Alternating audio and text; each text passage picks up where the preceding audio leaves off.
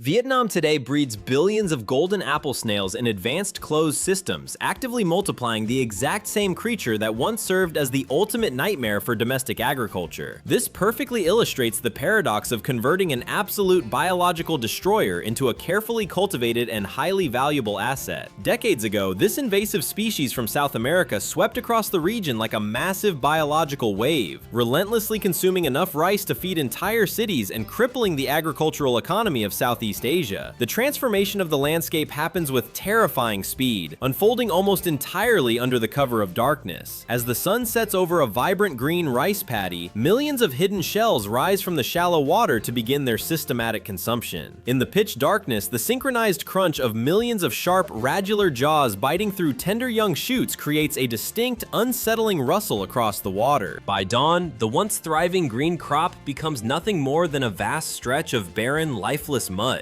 They destroy the entire field in exactly one night. A single female apple snail deposits up to 1,000 bright pink eggs in a single cluster, making natural population control mathematically impossible. Entire nations watched millions of dollars burn in desperate campaigns to eradicate the invaders through heavy chemical spraying and exhausting manual labor. Yet the eradication efforts meant nothing against an organism engineered for such explosive biological reproduction. Every eliminated generation immediately spawned a larger, hungrier swarm. Today, engineers and farmers harness those exact destructive mechanisms inside specialized Vietnamese facilities, treating the deadly pest like a premium commodity. The country intentionally nurtures the very biological weapon that nearly caused nationwide starvation, converting a regional agricultural disaster into a strictly controlled industrial resource. A heavy, ominous stillness currently settles over the newly built breeding tanks, holding a deep breath before the grim reality of the past chemical war resurfaces. Vietnam ultimately surrendered and began farming these invaders because the alternative was an endless, toxic war. High-tech drones and grueling manual labor starting at 4 in the morning delivered absolutely zero results. The nightmare always begins with one specific visual trigger. Bright pink egg clusters cling to the edges of the rice terraces like an indelible neon marker. A massive biological invasion immediately follows. Farmers wade deeply into the icy morning mud. The acidic smell of heavy pesticides hangs permanently over the fields. Agricultural authorities launch aerial fleets to saturate hundreds of square kilometers with chemical spray. Hundreds of millions of dollars burn up in these frantic containment campaigns. Total systemic failure. The fragile rural ecosystem becomes completely chemically dependent. The enemy simply survives. Human industry cannot outpace this relentless reproductive engine. You clear an entire sector and the next heavy rain washes a fresh population right back into the paddies. The cycle never breaks. Desperate workers spend agonizing hours scooping countless shells from the deep muck. But by noon, the flooded field is already shifting and crawling with their numbers once again. Chemicals fail. Manual labor loses. Human industry falls far behind. The biological conveyor never stops. One South American guest drops 300 to 1,000 eggs. 2 to 3 weeks pass. The new brood matures. They start breeding immediately. Pure geometric progression. Winning this war is mathematically impossible. Asian farmers face biological terror. Morning reveals lush green sprouts. Afternoon leaves an empty flooded plot. The muddy water simply ripples. Fields turn barren. 50,000 hectares vanished across the Philippines. Southern China takes massive hits. Over $1 billion evaporate annually. That matches a small country's entire industrial budget. One pest dropping 1,000 eggs erases $1 billion. Mature plants survive. Old foliage stays safe. Instead, they purposefully execute the youngest and most vulnerable rice shoots to completely sever any biological chance for the crop to recover. When the financial math of crop losses across the Mekong Delta hit $20 to $30 million a year, the Vietnamese tried to answer nature with nature. Desperate farmers released thousands of hungry ducks directly into the flooded paddies.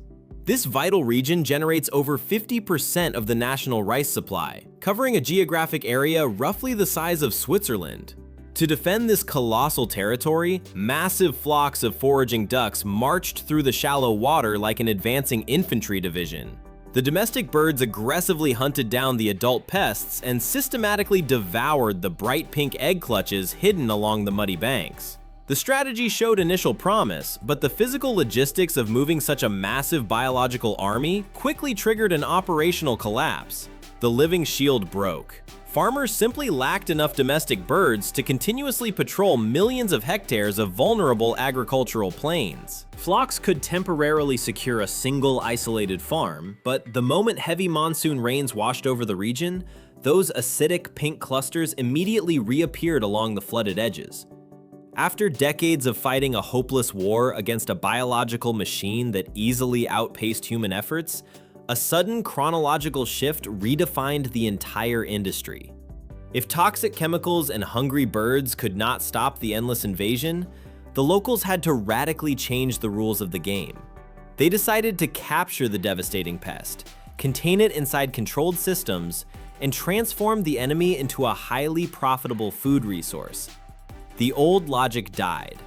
The sheer necessity to replant rice 2 to 3 times in a single season due to a tiny mollusk created a financial abyss that permanently closed the history of old defensive methods. Acid pink egg clutches. Farmers once crushed them in panic. Heavy boots smashed the warning signs. Not anymore. Now humans harvest the enemy. They move them to climate-controlled incubators. Heavy, damp air fills the room. Conditions are perfect. Humidity stays above 80%. Temperature locks at 28 degrees Celsius. A past death sentence becomes 5-star treatment. Humans nurture their worst nightmare. Wild rains wash eggs away. Nature destroys them early. Zero weather risks. Inside, survival hits 100%. One cluster holds 1,000 embryos. 10 to 15 days pass. The clock ticks. The egg swells with moisture. The shell cracks. A young snail emerges. The fragile membrane violently bursts open, launching a strictly calculated mass production cycle that can never be stopped. The moment the 15-day-old juveniles hatch, operators transfer them not to the mud of rice paddies, but to concrete reservoirs in Tai Bin and Nam Dinh provinces. This is no longer farming. It is a biological factory. Rows of uniform concrete tanks stand side by side, driven by a continuous pumping system that circulates fresh water. The internal temperature holds steady between 25 and 30 degrees Celsius. To survive in such an artificially packed environment, these animals utilize both gills and a specialized lung. This dual respiration allows extreme crowding. A single concrete container packs up to 30,000 individuals. Pure biological efficiency. Compare this biomass density to a traditional poultry farm. A commercial chicken requires physical floor space to simply exist and move. The golden apple snail requires only water volume and a constant surface layer of cheap duckweed. The concentration of living shells reaches hundreds per square meter. A solid carpet of biomass. Fueled by this highly controlled climate and endless food supply, the entire growth cycle takes just 2 to 4 months. This rapid maturation rate outpaces any familiar agricultural livestock, fundamentally breaking the established rules of the protein market. 2 or 3 months later, the water in these overflowing tanks drains away, and the precise moment arrives for which this entire infrastructure was built. The artificial aquatic environment rapidly disappears down the central pipes, exposing a continuously shifting and undulating floor. A dense, moving layer of tens of thousands of snails completely covers the bottom of the empty concrete reservoir. Workers immediately step in, scooping the heavy biological mass using large mesh baskets that hold exactly 15 kilograms each. This concentrated extraction allows a small facility to collect 30 to 50 kilograms of market-ready product in merely a few hours. Such a rapid harvest effectively replaces an entire day of grueling labor across vast and muddy agricultural landscapes. The contrast is absolute. Immediately after the initial extraction, tractors transport the raw material directly to a dedicated central processing zone for intense purification. Operators pour the freshly gathered batches directly onto extended stainless steel sorting tables, equipped with a continuous flow of high-pressure water. The loud, rushing sound of the continuously flowing water fills the facility, accompanied by the distinct clacking of heavy calcium carbonate shells forcefully striking against one another during the manual sorting phase. Workers stand shoulder to shoulder along both sides of the long washing structures, vigorously turning the wet piles by hand to dislodge any remaining sediment. They rapidly inspect the moving stream, manually removing undersized individuals and discarding unwanted foreign impurities into separate disposal chutes. Clean plastic collection bins constantly rotate into position at the end of the long tables, capturing the freshly polished and uniformly sized specimens. This relentless sorting rhythm transforms a chaotic heap of muddy biomass into a perfectly standardized commercial commodity, ready for immediate transport. The transformation is complete. Every single cleaned batch represents a highly consistent biological resource that commands a surprisingly stable market value. Operators seal these standardized crates, preparing to dispatch thousands of polished shells that consistently sell for $2.5 to $3 United States dollars per kilogram. Freshly harvested crops from the tanks move directly into cleaning for food and feed. But before this resource reaches the plate, the true scale of the phenomenon demands attention. Millions of hectares across Asia remain choked with biomass that agricultural industries considered nothing but trash for decades. Flooded, murky plains stretch out to the horizon. A heavy, suffocating stench of decaying organic matter hangs in the humid air. Beneath the stagnant surface of the water, millions of tons of pure potential protein simply rot in the thick mud. The sheer volume is staggering. Ecosystem records reveal millions of hectares of heavily infested rice paddies across the continent. This forms a continuous biological anomaly roughly the size of Italy, entirely packed with a free, rapidly reproducing raw material. Simultaneously, global livestock and aquaculture sectors face a massive bottleneck. Commercial farms depend critically on expensive imported fish meal to sustain their populations. Ocean resources relentlessly deplete. This severe deficit drives industrial protein prices to absolute breaking points. The adaptation activates a radical shift. Pilot facilities across Vietnam and China currently transform these ruined fields into the primary link of a tightly controlled industrial chain. No erratic foraging, strict breeding parameters, continuous harvest. A notoriously destructive agricultural pest structurally transitions into a highly profitable year-round protein supply. For decades, an untapped biological reserve of planetary scale was simply ignored. Billions of dollars in raw feed capital lying completely motionless in the mud. While corporations just carefully observed this resource, Asian streets already converted into hard cash. Yesterday's devastating pest easily goes for $3 a serving. Before hitting the wok, the fresh harvest must completely shed its dirty agricultural past. Workers plunge the golden snails into deep water vats for a mandatory multi-hour soaking phase. This critical filtration forces the mollusks to purge heavy mud and field impurities from their shells. The thorough cleansing immediately tightens the protein structure, yielding firm and naturally sweet meat. Instead of a complex culinary process, street vendors rely on a few aggressive flavor profiles. Cooks drop the purified mollusks into steaming cauldrons packed with bruised lemongrass and raw ginger. More intense preparations require searing the cleaned catch over a maximum open flame. Hot oil sizzles violently. The sharp aroma of golden fried garlic and crushed chili cuts through the humid air.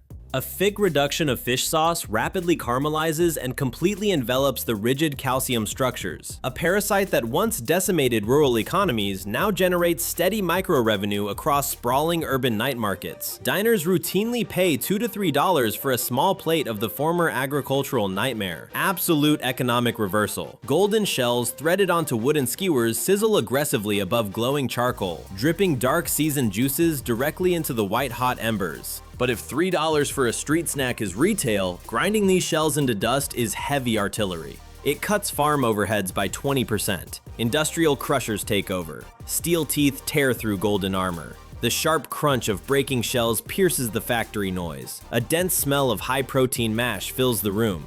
The system pulverizes the raw mass into a thick, homogeneous paste. It drops straight into mechanical feeders. Global aquaculture depends heavily on expensive imported fish meal. Local snail processing shatters that supply chain vulnerability. Slashing feed expenses by 10 to 20% equals getting every fifth bag absolutely free. Farmers fight for every cent. This efficiency is massive. For commercial poultry, the crushed shells trigger a biological upgrade. The paste delivers highly bioavailable calcium carbonate directly into the diet. Inside the hen's shell gland, this specific mineral structure crystallizes directly onto the egg membrane. It physically densifies the outer shell matrix. Less breakage, more profit. Farmed fish devour the remaining paste to accelerate their early developmental stages. An invasive agricultural menace simply re-enters the food web as premium fuel. 12 to 16% of pure protein out of nowhere. Saving 20% on feed and street food proved one truth. Decades of chemical wars against nature were a colossal mistake. Massive national budgets simply vanished. The past 40 years failed. Farmers sprayed toxic synthetic pesticides. They flooded fields with poison. Governments burned millions on eradication. Total failure. Snails multiplied. The enemy simply adapted. Poisons lost their lethal grip. Then the global mindset shifted. Destruction gave way to exploitation. Capitalism proved deadlier than chemicals. Eradication failed. Sell it. Invasive pests became rich biofertilizers. They turned into livestock feed. 21st century farming found efficiency. Entire rice fields vanished overnight. Rainy nights erased young crops. Now engineers control this machine. The snail remains completely identical. Not a single gram changed. The biological structure of the pest did not mutate or lose its destructive capabilities, but our aggressive, pragmatic approach to extracting pure profit entirely redefined the global agricultural landscape.